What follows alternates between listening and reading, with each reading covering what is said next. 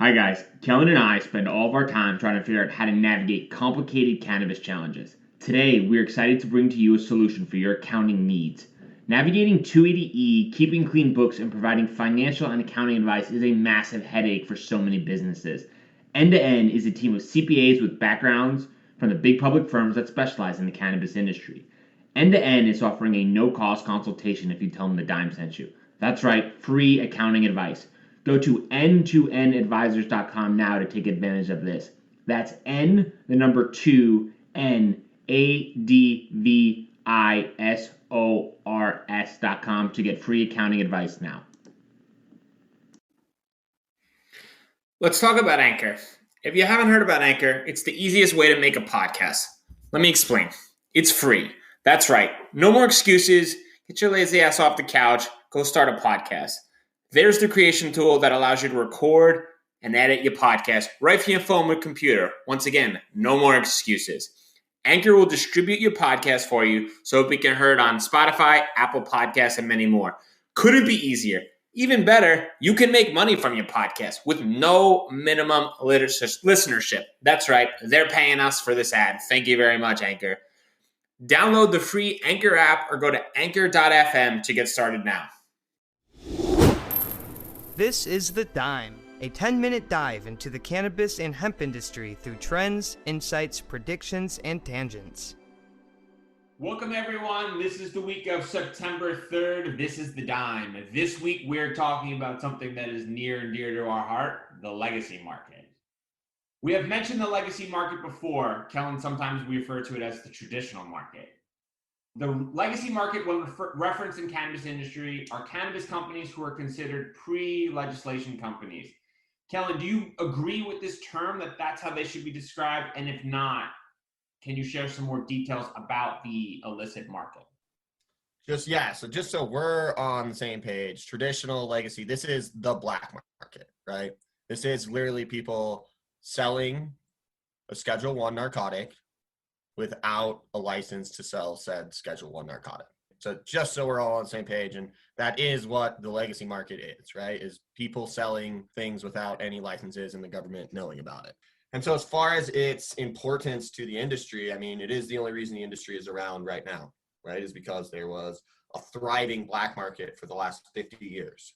So, I mean, the black market is what the industry is. And the only reason people know how to grow cannabis is because the black market was around. I mean, I don't know if you have any experience in the legacy market at all, or if you've seen, I mean, maybe in college, right? Everyone would go purchase cannabis in an eighth format. And buy an eighth, right? A little shout out to that eighth revolution. But they would go buy an eighth, and that was how the cannabis market survived, is on cash, right? And so that, I think, is everyone's experience with the legacy market. Some people probably have a much deeper experience with the legacy market. Is that kind of the extent of your experience, Bryan?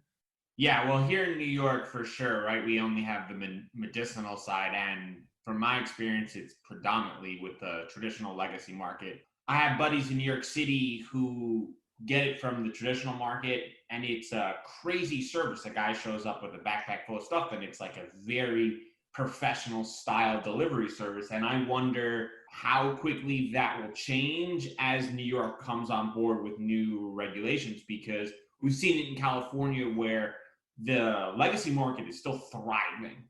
And there's other businesses that are doing well, that are legal as well. And when you break it down even further, it must be tough for these operators to make these financial decisions, knowing that paying taxes, licensing and fees, when they could just continue operating the way they are and really, really help themselves grow. So I know there's tons of dilemmas with these organizations. And as we continue to encourage them to move forward, I wonder if government recognizes that the best way for the industry to thrive is for everyone to regulate, pay their taxes, and to be above ground. But I'm sure the traditional market will never go away in full. Kellan, the legacy market, vastly important to the legal market, but specifically in your mind, do you think it impacts it negatively or positively? I think it impacted it positively to begin, right? Because at the end of the day, once legalization occurred, if there weren't people out there that had been doing legacy work, then you would have a ton of companies coming in and right now, if you look at like all of these companies that are backed by institutional funding, technically those companies would have spent a lot more money and lost a lot more money if the legacy market hadn't been around prior to them coming in with their checkbook, right? Because they would have come in with their checkbook, they would have written really, really big checks like they already did, and no one would have known what was going on. They would have failed 10 times more than they already did fail. They would have had 10 times more learning than they would have, and learning's really expensive, right? And so it's kind of a double-edged sword, right? Like they're all mad now because the legacy market's still around and it's hurting their bottom line because consumers are going to the legacy market to buy higher quality product for cheaper prices because those companies aren't paying taxes, or those, I guess, cartels is the way that we should refer to them, are not paying taxes, and they're doing illegal work where there's 90% profit margins. But on the other side of that sword is the fact that the company that's legal now that paid all their licenses had to hire someone who was working in the legacy market prior, and that person got the opportunity to come work in a legal space with legal money and build a legal company, right? But that company is only functioning because of what that individual learned in the legacy market. And so it's a really sticky conversation, if you will, and there's definitely opinions on both sides. I think early on, the legacy market was very, very important to the industry. I think now, especially in like Colorado, where the industry's been around for five plus years, and people now that are operating in the legacy market still that have chosen not to go legal, at that point, they had their opportunity. Now you're just doing illegal stuff. And I think that it's time to either shut your doors, or you're now going to be classified as a serious criminal that needs to be pursued by the law, in my opinion. I mean, how do you see it, Bryan? Is that similar? How you see it from a benefit and con aspect, I guess? I think that's a really strong underappreciated point, that learning is expensive. And when these large scale investors write their checkbooks for somebody with experience, and they have to dabble the understanding that if somebody writes 8+ years growing experience, good chance they grew up in the legacy market learning. And I think if you're an institutional investor, you're kind of delicately balancing that line with, like, I want to run a legal operation, but I need people with experience. And where do they get that experience? Maybe the don't ask, don't tell policy. I'm not really sure how that works. But I think that's a really important point, that learning is expensive, and the experience in the legacy market is so crucial to helping this industry thrive and kind of expedite that facilitation of the ready, set, go. Growing is hard. It's an art. It's a science. And as you know, some of the best growers, they can feel the plant, and they want to be there, out there with the plants, kind of touching it and feeling it and knowing what their children per se need, or the girls need, whatever Nate would call that in his experience. So I 100% agree with you, and I think that's a really underappreciated point that some probably don't recognize. So we're going to go information time. Kellan, can you name any legacy brands that have changed into a legal market, that have kind of piggybacked off of old branding strategy and now kind of levers that into new?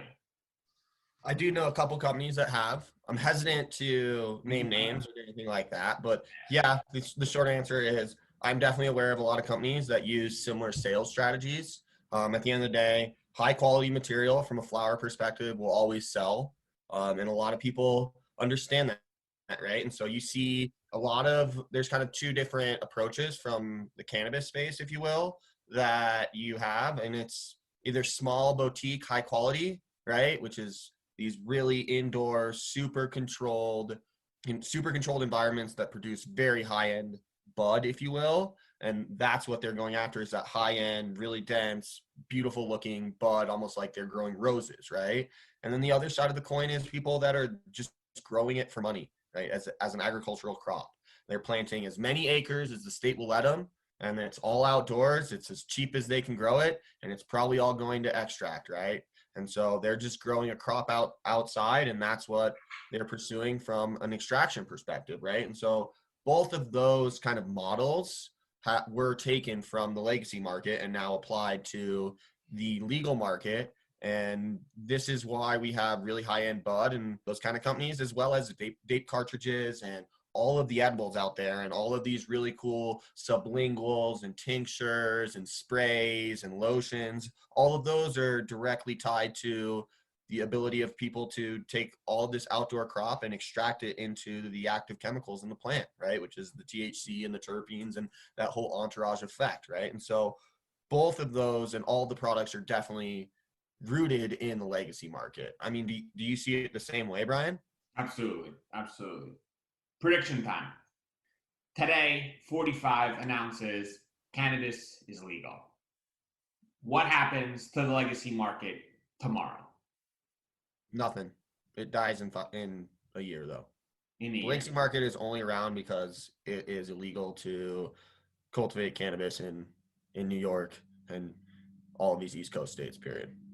I agree, but my timeline is a little different. I think the legacy market continues indefinitely, but it really is less and less apparent as it goes on, because at the end of the day, if I can walk into 7-Eleven and grab myself a pack of smokes, or I got to call Joe from down the street who lives in his mom's basement still to drop me off some stuff, I probably do either, depending what's easiest, but I'll probably get a delivery service, not going to 7-Eleven if we're going to be honest. So I'd probably continue purchasing from the store, but I wouldn't hesitate if it was harder to come by. But it would be less and less likely for me to go from Joe. My opinion on it is completely different because I totally get what you're saying, because I was like that when in college. In college, it went legal in Colorado, right? And I moved back and I went to the dispensary. I was like, oh, that's cool. And I still had my like dealer, if you will, right, in college. And then slowly over the course of like a 1 year period when I was living back in Colorado, I literally just was like, it's not even worth calling him and dealing with that. And if he's home, if he's not, I have to work with his schedule. Good point. Instead, at that point, it's literally like slowly, like unfortunately for the legacy market, like you put up a store where someone can walk in anytime they want during normal business hours, and it's a game changer, right? Like you walk in, you have a card, you get points. Like you play all these other like sales games, and like I don't get points with my dealer. It's not like I bought 5 bags and he gave me one for free. Like you know what I mean? Like that's not how. That's a good point. That's a good point. And so and from my experience in Colorado, every single one of my friends that are heavy users, none of them have drug dealers anymore, right? It's all just like, what, I go to the dispensary, I do this, right? Like I get this. And like the brand loyalty has started to form over those 5 years. And like, I like this product, I don't like this product. Like, and no one has drug dealers anymore, right? In Colorado, because you can just go to a store. And so it has really, really put a huge damper on the legacy market in Colorado. California is a little different because it's really, really big and there's way more people, and the laws are really terrible, if we're going to be honest, and they're just not written to favor the legal market. And that's why the legacy market has continued to thrive, as well as California kind of has the pipeline to the East Coast, if you will, from a legacy market standpoint. And so that'll continue to support them indefinitely until the East Coast kind of goes legal, and that same change occurs within the culture, in my opinion. But that's just what I've seen being back in Colorado. Well, I'm excited for the future. Thank you so much for making me more optimistic. I think for me, right, my experience as a consumer is only rooted in the aspects of when I visit the West Coast, how easy it is, and when I'm here, I don't have that type of availability. So I'm sure as things develop, I'll probably feel very different about that. And the number one complaint I hear all the time, which is so funny, people always bring this up to me once they find out I work in the space, is, why is it so expensive? And it's like, I don't set the prices, dude. Like, I don't know what you're talking about. Like, I don't know why you paid what you paid. Like, why do you walk in a high-end Nordstrom or Louis Vuitton? Like, because I didn't set those prices either. So I think when people are like, I can get it from Joe around the corner for $30, or I can go into a dispensary and spend $75, like, why would I want to do that? And I mean, I don't know why you want to do that, but I wonder, as the availability kind of gets larger exposure here, the prices will probably come down a little bit with federal legislation, hopefully, and then there won't be such a large disparity in prices. Or if there are characteristics to define why something is one way versus the other. I agree. Cool. Thanks everyone for watching. Hi y'all, I'm Joe, host of Casually Baked the podcast. If you're curious to explore the highly responsible side of cannabis, farming, and legalization, I'm here to help lighten the stigma and build your canna confidence. Download episodes now of Casually Baked the podcast wherever you listen to podcasts. And journey with me through the evolving cannabis culture and discover how and why people like you are adding cannabis to their wellness toolkit. It's time to get casually baked.